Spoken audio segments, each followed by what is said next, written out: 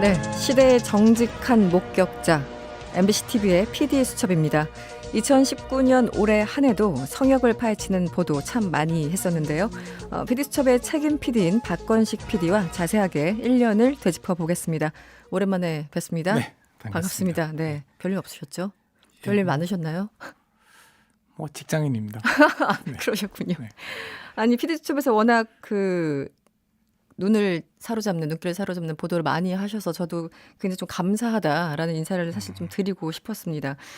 PD 수첩이 지난주부터 송년 특집 방송을 하고 있는데요. 뭐 오늘 밤에도 계속 이어가는 겁니까? 네, 오늘 밤은 2부로 믿음을 배신한 사람들이라는 제목으로 네. 우리 사회의 약자와 소외자들의 이야기를 할까 합니다. 네, 소외자들, 약자들. 사실 PD 수첩 하면은 이 거대 권력을 파헤친다던가 거기에 맞서서 싸우는 소수자 이런 분들에 대해서 굉장히 집중적으로 파헤쳤었는데 올해는 주로 어디를 좀 집중적으로 파헤치셨습니까? 네, 특히 검찰과 언론의 주목을 많이 했다고 생각하고요. 네. 그 외에 자본 권력, 뭐 KT도 있었고요, 영풍그룹도 있었고요. 네. 그다음에 정치 권력은 국회의원들의 부동산 투기 실태 네. 이런 것을 했고요, 종교 권력들을 다뤘고 다방면에 걸쳐서 아마 좀 권력이라고 생각되는 것들에 네. 대한 어떤 감시와 견제를 부단하게 살피려고 노력했습니다. 궁금했었는데 이렇게 아이템을 잡으면 어떤 것은 의외로 빨리빨리 풀리는 경우도 있고 어떤 거는 굉장히 좀 오래 걸리는 경우 있잖아요. 예.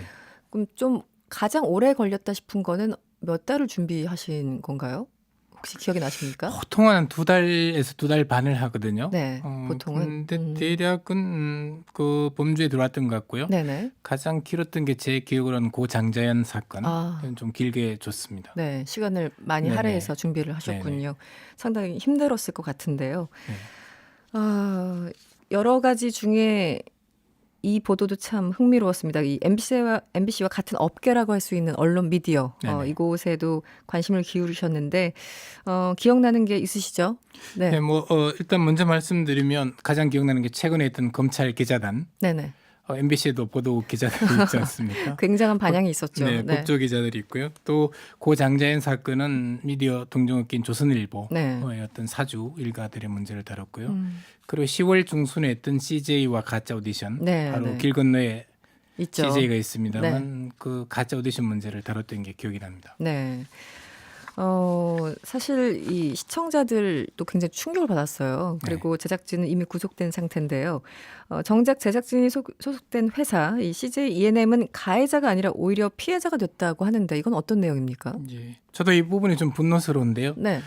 저희가 CJ와 가짜 오디션이라고 이렇게 제목 붙인 것은 참 젊은 애들이 정말 공정성에 목말라 있지 않습니까? 그렇죠. 정말 네. 열심히 땀을 흘려서 연습생 준비를 하고요. 생활을 하고, 네. 정말 그 연예인이 되기 위해서 엄청난 투자를 하고 또 그 가족들이 있고 맞습니다. 또 팬들이 있습니다. 네, 네. 정말 어릴 때부터 무한 투자를 하거든요. 그런데 국민투표란 이름으로 해서 청춘들의 꿈을 돈벌이 수단으로 이용했습니다. 네. 그리고 사실상 취업 사기를 벌인 것이고요. 정말 그리고 그 사이에 인권 침해와 착취가 있었고요. 네. 정말 우리 사회의 공정성의 문제를 무참히 짓밟은 사건인데 네, 네. 공교롭게도 가해자가 아니고 CJ는 좀 피해자로 돼 있습니다. 그러니까요. 왜 그렇게 된 왜냐하면요. 거죠? 네. 고소를 CJ가 했고요. 누구를 고소했냐면 CJ의 PD들을 고소했습니다. 그러니까 가해자는 PD가 돼 있고요. 네. 피해자는 CJ 기업이 돼 있습니다. 직원들을 고소한 거네요, 한마디로. 네네. 근데 이게 어떤 문제가 있냐면요. 중간에 풀어줄 수가 있어요. 고소를 취하해 버릴 수 있거든요. 네네. 재판 과정에서. 그럴 수 또 있겠네요. 사회의 이목이 좀 뜸해지거나 관심이 줄어들면 설명없이 고소 취하해 버리면 위험해야 되는 것이고요. 그렇죠. 또 다른 면에서는 여러 가지 문제들을 일으킬 수 있는데 네. 이게 불가능한 구조가 이 많은 기획사들하고 CJ가 계약을 했단 말이에요. 네. 이익 배분에 대한 계약을 해요. 그렇죠. 가수를 네. 가진 기업들하고. 그러면 이익 배분에 대한 계약서를 작성할 때 PD 네. 개인이 할 수 있습니까? 사실상 불가능하죠. 네, 직장인이 어떻게 합니까? 네네. 회사 대표의 직인을 받아야죠, 결제를. 그렇죠. 네. 그럼 회사 대 회사가 하는 겁니다. 그런데 공교롭게도 CJ는 본인들이 정말 빠른 판단으로 고소를 해버리고 네. 피해자의 어떤 모양을 취하고 있거든요. 그럼 굉장한 아이러니고 그러네요. 반성을 해야 될 기업이 오히려 피해자의 모습을 취하는 것은 어불성설이라고 생각을 합니다. 이 사건이 터졌을 때 이렇게 제작진이 구속됐을 때 많은 네. 분들이 그렇다면 회사 CJ 측에서는 모르고 있었겠느냐 이러면서 결국은 거기까지 수사가 이어지지 않을까라는 생각을 하신 분들이 있었는데 당연히요. 지금 설명을 딱 들으면 정반대로 지금 가고 있는 그런 굉장히 빨리 대응을 한 것이죠. 네. CJ 기업으로만 보면 뭐 나름 본인들이 영리하게. 고소를 함으로써 네. 그러나 아까 말씀드렸지만 계약을 할 때는 네. 회사가 하는 것이거든요. 그래서 저희가 사실은 뭐 해당 PD들, 부장 또 조연출들에게 여러 가지 연락을 취할 때 네. 굉장히 강하게 이야기를 했어요. 당신들 꼬리 자르기 희생양이 될 수밖에 없다. 네네네. 나중에 CJ가 당신들을 버릴 수도 있다. 그래서 우리하고 만나서 인터뷰하는 것이 꼭 필요하다고 했는데 네. 끝내 응하지 않았어요. 그때는 그 생각을 못했었던. CJ가 자신들을 보호해 준다고 생각했던 것 같아요. 그랬군요. 그러나 현재까지 보호해 줄 수도 있고요. 다만 앞으로 기업의 속성상 저희들은 버릴 수 있다는 생각도 하고 있습니다. 알겠습니다. 8202번님, 검찰기자단 방송 인상적이었는데 그때 항의 받으셨던 거 좀 괜찮으셨나요? 많은 분들에게 항의를 좀 받으셨습니까? 아니 많은 분들이 아니었는데요. 아니었습니까? 기자들 기자들 몇 몇 명. 명이었던 것 같고요. 예. 성명을 낸 사람들도 이 검찰 기자들 중에 일부만 성명서에 이름을 네. 올렸었죠. 그 이후에 혹시 후속 취재가 있나 싶어 이렇게 기대하시는 분들도 계셨었는데 어떠셨습니까? 저희들이 필요하면 할 것이고요. 네. 다만 이제 기자단의 문제는 검찰뿐만 아니라 우리 사회 전반의 문제인데 네. 저 개인적으로는 그렇게 생각합니다. 어떤 취향의 문제가 아니고 기업들의 언론 기업의 마지막 생존의 문제다. 네. 이 기자단을 계속 고소하면 언론 전체가 망할 수밖에 없다. 왜냐하면요. 보도자를 가지고 기자들이 똑같이 써요. 그렇죠. 그러면 포털에 오면 대동소이해요. 그런데 자기 상품이 없는 언론 상품을 누가 삽니까? 네. 그것을 탈피하고 독자적인 기사를 써야 언론이 살아남지 똑같은 기사에 단독만 붙인다고 해서 살아남을 수 있겠느냐. 네. 이게 제 생각입니다. 죽어야 사는 그런 상황 그렇습니다. 된 것 같습니다. 기득권을 버려야지 산다. 이 그렇습니다. 네. 그리고 사실 여러 가지 취재가 다 어렵지만 종교 문제 굉장히 네. 어렵잖아요. 네. 특히 대형 교회에 대한 의혹도 피디수첩의 사정권에서 벗어나지 못했던 것 같습니다. 어떻습니까? 저희가 지난해부터 해서 그전엔 조계종을 다뤘지만요. 네, 네. 지금도 소송 중이고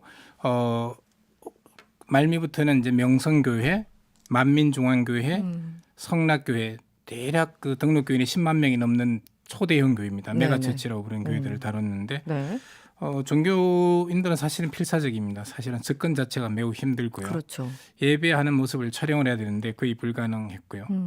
그러나 이제 저희들 입장에서는 우리 사회에서 마지막 영혼의 구원을 하는 곳 아닙니까? 네. 그리고 많은 사람들이 존경하고 신뢰를 보내야 되는 것이고요. 그래야 이 세상이 좀 더 가치 있고 밝아지는 것이고요. 그 믿음이 있는 곳이거든요. 네네. 그런데 우리 사회에서 또 대형교회는 다른 면으로 하면 세금을 면제받는 곳이에요.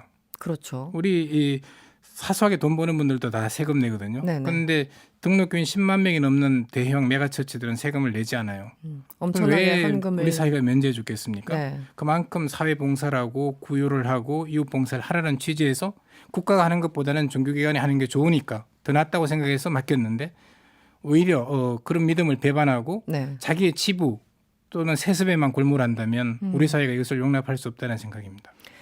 대형 교회들은 도대체 어떤 비밀을 그렇게 감추고 싶은 걸까요? 궁극적으로. 저희들이 세습 문제도 많이 다뤘지만 네. 이 세 개 교회, 명성교회, 네네. 성락교회, 만민중앙교회가 모두 세습을 했습니다. 그 세습을 하는 이유 중에 하나 가장 큰 것이 돈이 들어있다고 생각이 되고요. 네. 비자금도 있을 저희들이 수 많이 있고. 밝혔고요. 네네. 전국의 부동산들을 어마어마하게 매입을 하셨습니다.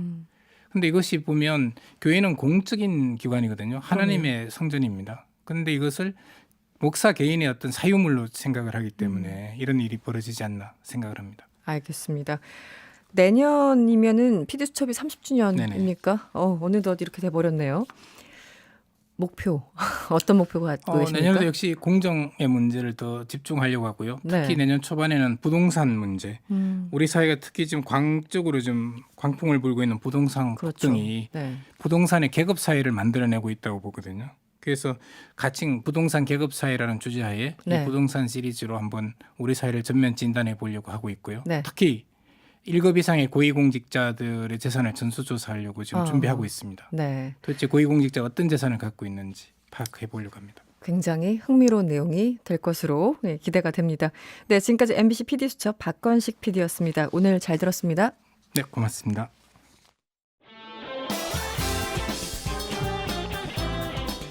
여러분의 퇴근길을 꽉 채워드립니다. 평일 저녁 6시 5분 이승원의 세계는 그리고 우리는